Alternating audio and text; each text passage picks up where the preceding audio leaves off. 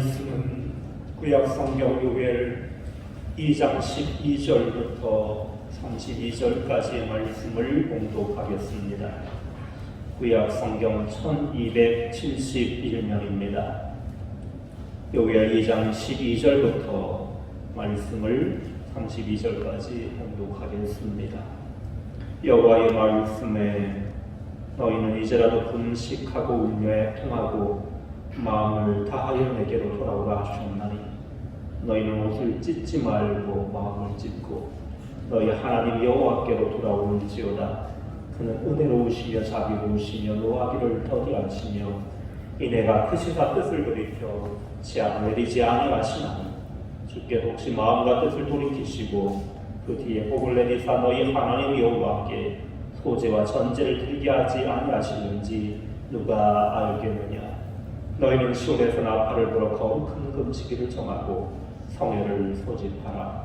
백성을 모아 그 모임을 거룩하게 하고 장로들을 모으며 어린이와 젖 먹는 자를 모으며 신랑을 그 방에서 나오게 하며 신부도 그 신방에서 나오게 하고 여호와를 섬기는 제사장들은 낭실과 제단 사이에서 울며 이르기를 여호와여 주의 백성을 불쌍히 여기소서. 주의 기업을 욕되게 하는 나라들로 그들을 관할하지 못하게 하옵소서.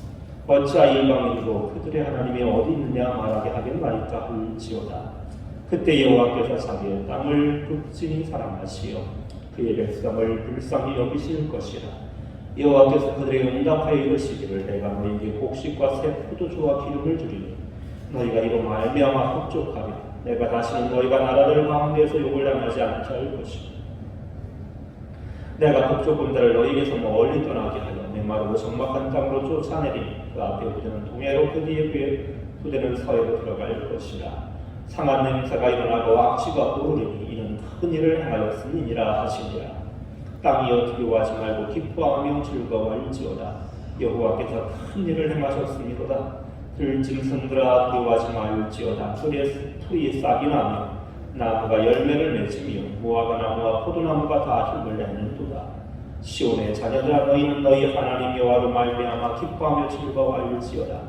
그가 너희를 위하여 비를 내리시되 이른 비를 너희에게 적당하게 주시니 이른 비와 늦은 비가 예전과 같을 것이라.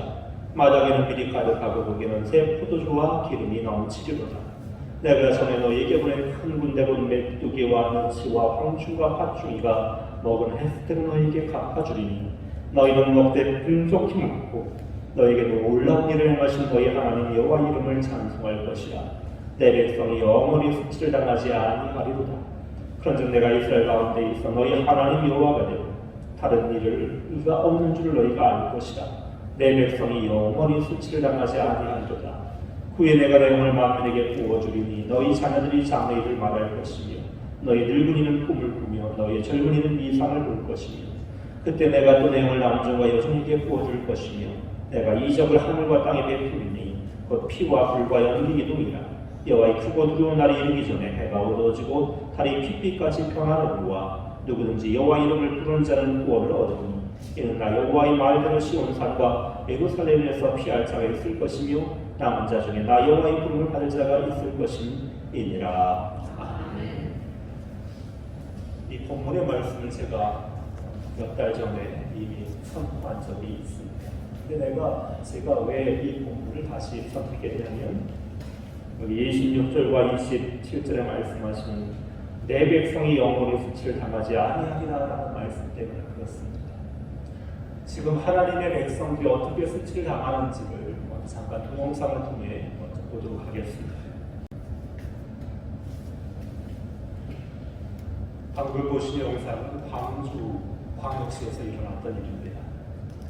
주 예수를 믿어 그의 구원이지 구원을 얻으리라고 하는 하나님의 말씀이 이 땅의 백성들에게 수치를 당하고 있습니다. 계란을 던지고 있습니다. 왜 하나님의 백성들과 하나님의 교회가 수치를 당하게 되었습니까? 교회 안에 들어와 잘못된 생각, 위험한 생각들이 있기 때문입니다. 첫 번째는 반지성주의라고 하는 것, 우리 이성의 신앙과 대립된다고 하는 잘못된 생각입니다. 우리의 신앙은 이성을 초월하지만 이성과 대립하지는 않습니다. 우리가 그리스도에서 살아갈 때 세상의 상식과 세상의 이 보편적 가치에 어긋나는 것들이 결국 신앙의 모습은 아닙니다. 두 번째는 율법 무용론이라고 하는 율법 폐기론이라고 하는 생각들을 가지고 있습니다.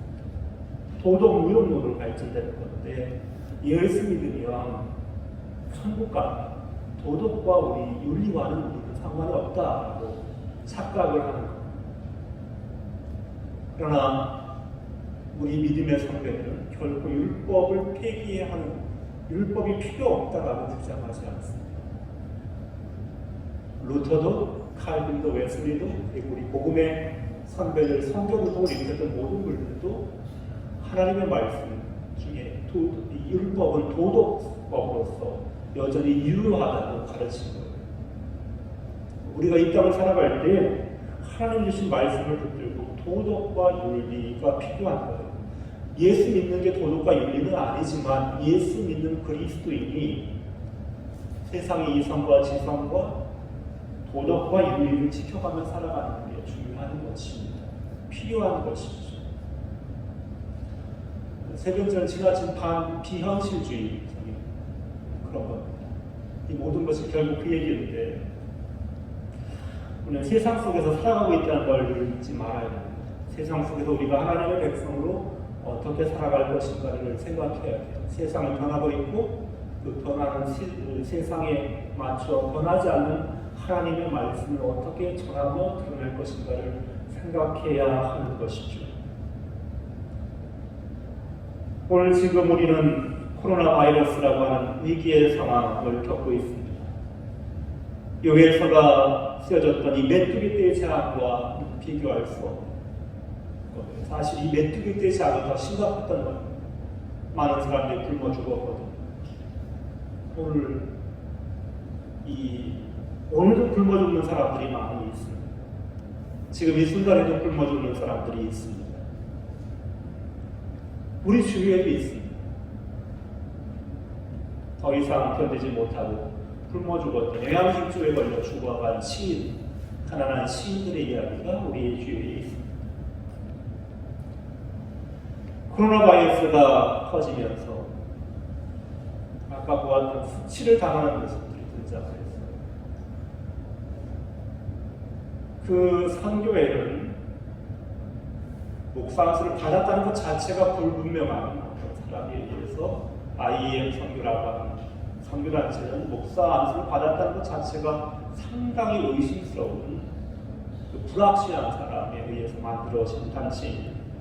그리고 그 단체가 명목은 선교였지만 잘 가만히 살펴보면 교육사업을 통한 돈을 버는 게 목적이었던 그런 단체였습니다. 그런 단체로 인해서 코로나 바이러스 확진자가 집단 감염이 발생하면서 믿지 않는 사람들이 분노하고 하나님의 백성들을 향하여 욕하며 계란을 던집니다. 하나님의 백성이 수치를 당하고 있습니다. 어떻게 하면 우리가 이 수치에서 벗어날 수 있을 것인가 입니다. 요엘 선지자가 우리에게 이렇게 말합니다. 여호와의 말씀에 너희는 이제라도 금식하고 울며 애통하고 마음을 다하여 내게로 돌아오라 하셨습니다.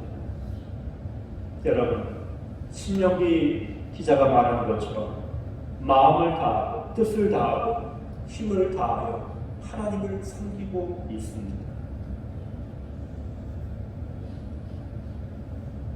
힘을 다하여 전심을 다하여 하나님을 섬기고 있는가요? 독일의 여자 간호사였던 서서평, 한국명 서서평이라고 하는 젊은 아가씨가 한국의 조선 땅에 왔습니다. 광주의 빛골 광주에서 간호사로 사역을 했습니다. 한센신병, 나병 환자들을 돌보는 일을 했습니다. 그분이 50대에 돌아가셨을 때에 광주의 모든 사람들이 함께 장례식에 참여를 했습니다. 서서평 선교사. 남긴 거라고는 가방 하나밖에 없어. 유품이라고. 그분이 하신 말씀이 있습니다. 우리가 복음을 전할 때는 success, 성공하기 위한 것이 아니라 섬기기 위한 것입니다. 오늘 젊은이들한테 통계조사를 했더니 많은 70% 이상의 젊은이들이 예수 믿는 방식으로 성경대로 하면 우리 세상을 성공하지 못한다라고. 아니, 맞아요. 그들의 말이 맞습니다. 우리가 하나님 말씀대로 살면 세상에서 성공할 수 없어요. 우리는 세상에서 성공하기 위해 살아가는 사람들이 아니라 세상을 섬기기 위해 살아가는 사람들이기 때문에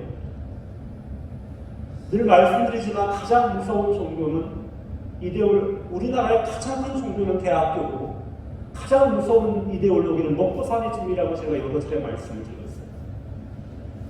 IM 선교회의 문제점 뭐냐면 대학교라고 하는 종교를 숭배합니다. 대학, 유명한 대학, 미국 대학에 진학할 수 있으니 당신들의 자녀를 이곳에 보내주십시오 라고 하는 거예요.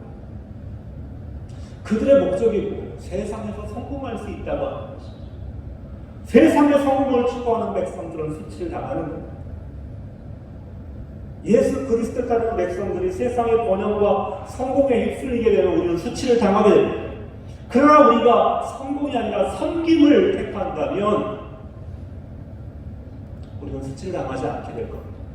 여러분의 자녀들이 성공하길 바라지 말고 여러분의 자녀들이 세상을 섬기고 하나님을 섬기는 백성으로 그렇게 세상을 살아가도록 하나님을 섬기며 살아가도록 하셔야 됩니다.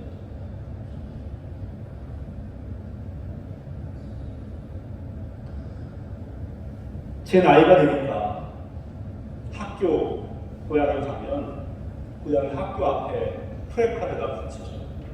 제가 59회입니다. 부석국민학교 59회 졸업생 누구 아무개 누구 어디 승진하고 그런 것들이 이제 붙여져요. 제 나이 또래 사람들이 이제 사무관도 승진하고 총경도 승진하고 군인이면 장군 정도 되는 그런 나이가 되니까 그런 것들이 붙여져요. 자식들이 자랑스럽지요.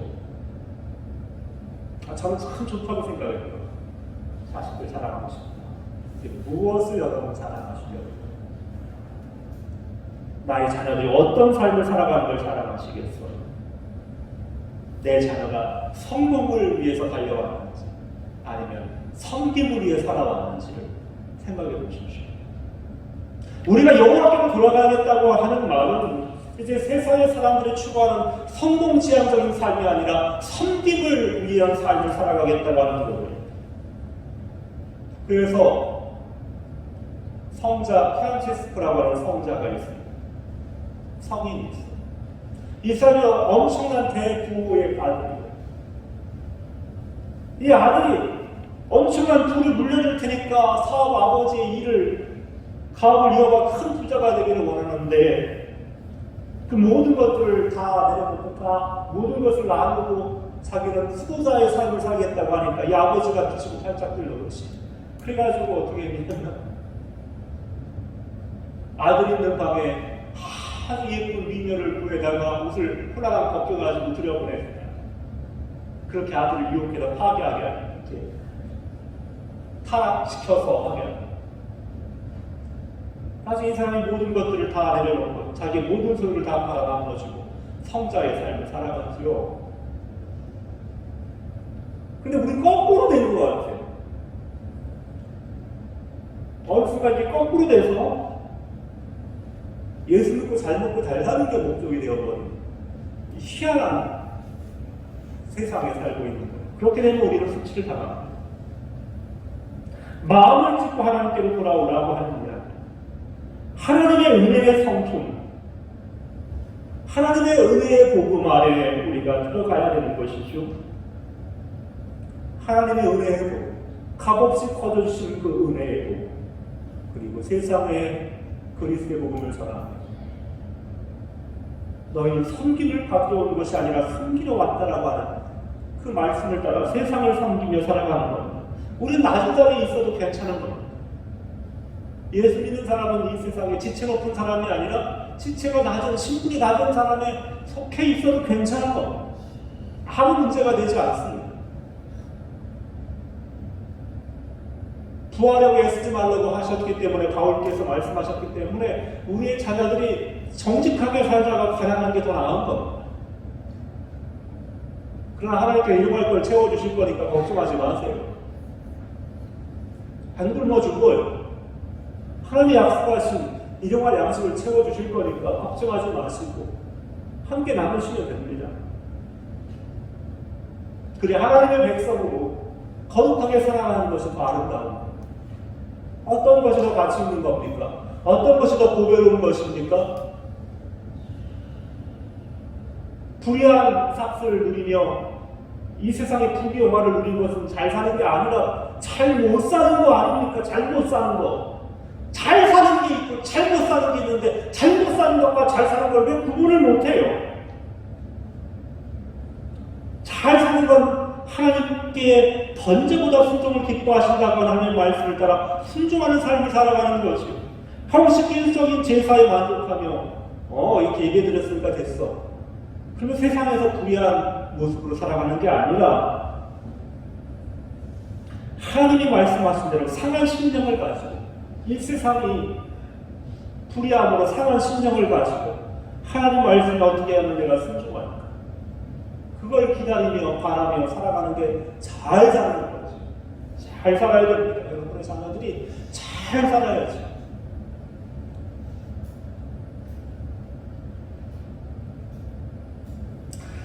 하나님의 말씀이 수치를 당하고 있는 이 세대를 바라보십시오. 너희 주 예수를 믿으라 그야말로 너와 네 집의 구원을 얻으리라고 하는 놀라운 복음의 말씀이 모욕을 당하고 있는 이때에 우리는 가슴을 찢게 됩니다. 어찌하여 하나님이 모욕을 당하고 있는가? 하나님의 말씀이 어찌하여 수치를 당하고 있는가? 그래서 우리가 하나님의 말씀대로 섬기려 하지 않고 성공에 취해 있었기 때문에 그거예요.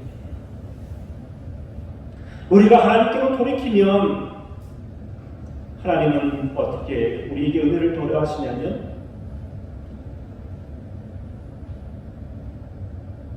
극진히 우리를 사랑하신다라고 하셨죠. 극진히 우리를 사랑하시겠다. 그리고 새 포도주와 기름을 주시며 우리를 흡족하게 하시겠다라고 하셨습니다. 그런데 14절에 가장 큰 은혜는 주께서 혹시 마음과 뜻을 돌이키시고 그 뒤에 복을 내리시는데 복을 내리시는 게 어떤 거냐면 너희 하나님께 소제와 전제를 드리게 하지 아니하시는지 누가 알겠느냐. 이게 바로 하나님이 주시는 복입니다. 하나님께 소제와 전제를 드릴 수 있게 되는 것. 소제와 전제를 드리려면 메뚜기 떼가 물러가고 곡식이 자라야 되고 작물이 자라야 돼서 그걸 거두어서 하나님께 소제, 곡식으로 드리는 제사를 드려야 합니다. 하나님 나에게 복을 주시면 그 복이 어떻게 나타나냐면 하나님을 예배하는 것으로 나타납니다. 하나님을 섬김으로. 하나님께서 이 나라에 복을 주시어서 코로나가 물러가면 가장 큰 복이 뭘까? 다시 하나님을 예배하는 복. 그것이 하나님께서 우리에게 주시는 복이죠. 그 예배를 우리가 마음껏 드려왔는데 어느 순간 우리가 그 예배를 너무나 귀히 여기지 못하고 형식적인 제사를 드렸던 것이 아니었는지 우리 코로나 시대를 맞이하면서 깊이 생각하게 됩니다. 예배의 한 시간 한 시간이 얼마나 소중한지. 저는 우리 주일학교 아이들을 엄청 보고 싶어요. 같이 떡볶이도 제가 해주고 라면도 끓여주고 그렇게 하고 싶은데 못 모여서 너무 속상해요. 하나님의 복을 받게 되면 우리는 하나님이 주시는 흡족하게 풍성하게 부어주시는 걸 누리게 될 거예요. 섬김을 성공을 추구할 때는 늘 모자랍니다. 성공을 추구하면 더 높은 자리에 올라가야 되지 않습니까?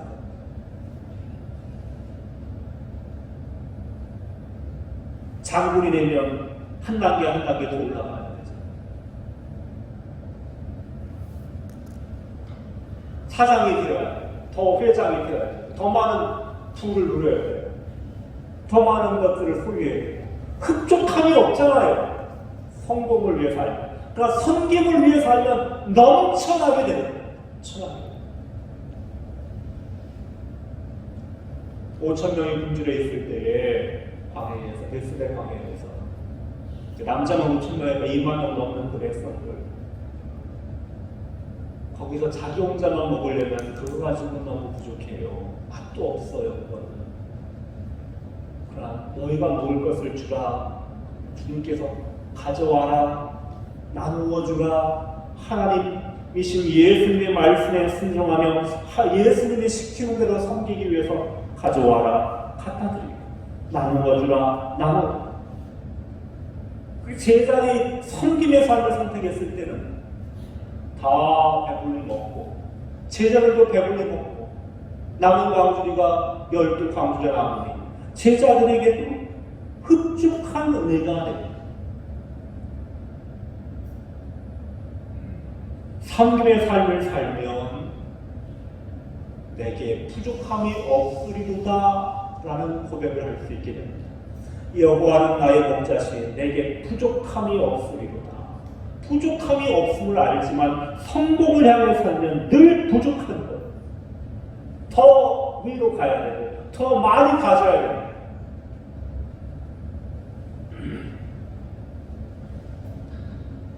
하나님께서는 또 북쪽 군대의 메뚜기 떼를 쫓아내신다 하셨습니다. 우리가 하나님께 돌이켜서 하나님께서 이 땅의 역병을 쫓아내시기로. 아멘.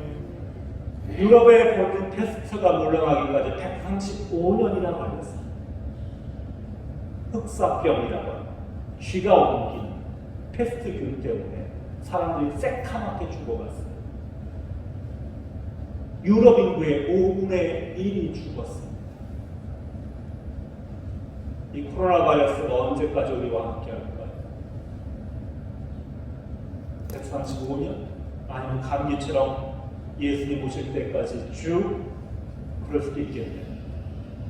감기 바이러스가 우리와 함께하며 인류의 역사와 함께 이렇게 될지도 모르겠죠.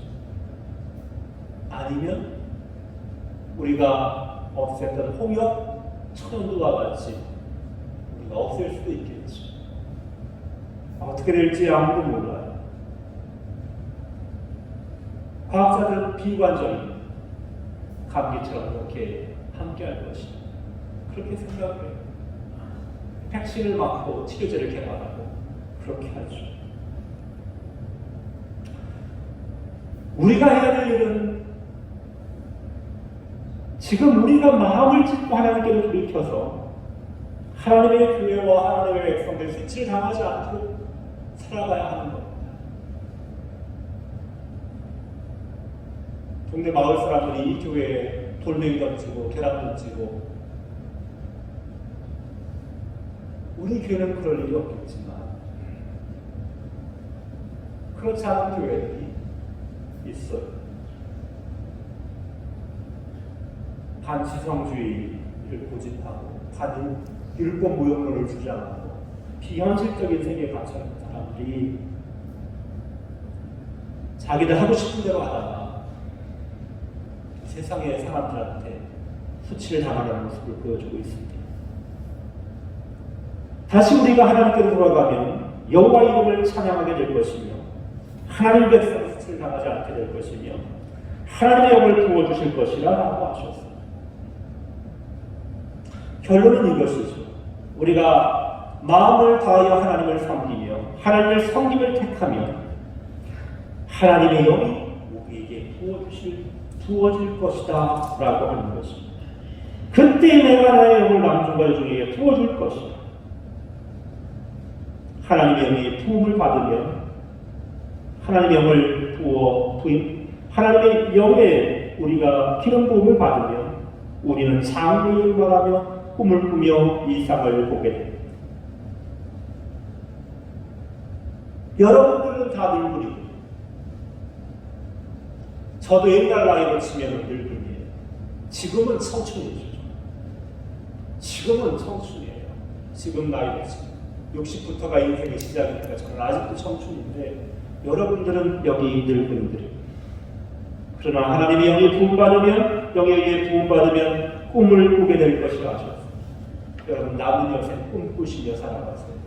하나님의 교회를 위해 내가 무슨 일을 할 수 있을 것인가 꿈꾸십시오. 나의 자녀들에게 어떠한 것을 물려줄까를 꿈꾸십시오. 하나님이 주시는 꿈을 꾼다는 것은 벅찬입니다. 내가 얼마나 남았을까를 생각해 보세요. 10년, 20년, 30년? 앞서가는 사람들이 있겠지만 여러분과 먼저 앞서가는 사람들이 있을 수도 있겠지만 하나님 나에게 주신 날들 하나님 꿈을 꾸며 그렇게 살게 하옵소서. 하나님 주신 꿈을 꾸며 섬김의 삶을 살게 하옵소서. 나 남지 얼마 남지 않았어요. 최선을 다하여 하나님을 향하여 부르짖는 금식하는 사람, 하나님을 기쁘게 하는 여호와를 기뻐하는 백성, 하나님을 섬기며 살아간다고 하는 건 하나님을 인하여 기뻐한다는 겁니다. 하나님을 인하여 기뻐하며 하나님으로 인하여 즐거워하는 삶입니다. 궁극적인 목적은 내가 하나님을 어떻게 영화롭게 할까? 하나님을 영화롭게 하는 것. 나의 인생의 질과는 뭐죠? 하나님을 영화롭게 하는 것. 그분을 기뻐하는 것. 그분이 나에게 상 주실 것을 믿고 살아가는 것. 그럴 때 하나님은 우리의 수치를 거두어 주실 것입니다. 여러분과 여러분의 자녀와 저와 모든 가족들 다시는 수치를 당하지 않게 하옵소서. 이 땅의 교회가 한국 교회가 더 이상 수치를 당하지 않게 하옵소서. 다 같이 마음을 짚고 하나님께로 돌아가는 복음을 붙잡는 교회가 되게 하옵소서. 함께 기도하시겠습니다. 아버지 하나님, 이 백성이 수치를 당하지 않게 하옵소서. 다시 하나님께 돌아가 하나님께서 이 땅에 퍼진 재앙을 쫓아내 주시어서 하나님 다시 흡족하게 하시고 하나님을 기뻐하게 하시어서 이 땅의 백성은 수치를 당하지 않게 하시고 세상의 사람들에게 칭찬을 받는 거룩한 주의 백성이 되게 하여 주옵소서. 예수님 이름으로 기도하옵나이다. 아멘. 아버지 하나님, 주의 백성이 수치를 당하지 않게 하여 주옵소서. 또 질병으로 인한 고통 가운데 우리 이후부장님 어루만져 주시어서 생명을 연장시켜 주시옵소서. 예배에 참석하고 싶으나 여러 가지 여건 때문에 참석하지 못한 주의 백성들을 기억하여 주시고 하나님 저들을 찾아가 위로하여 주시옵시고 하나님 어서독이 코로나바이러스 물러가서 다시 예배가 이렇게 다 모여서 예배할 수 있도록 그날에 속히 올 수 있도록 하나님 이 땅을 치유의 감성으로 비춰 주옵소서. 이제는 우리 주 예수 그리스도의 은혜와 거룩하신 하나님 아버지의 사랑하심과 성령의 감화 감동하심이 길이 함께 하시옵기를 축원하옵나이다. 아멘.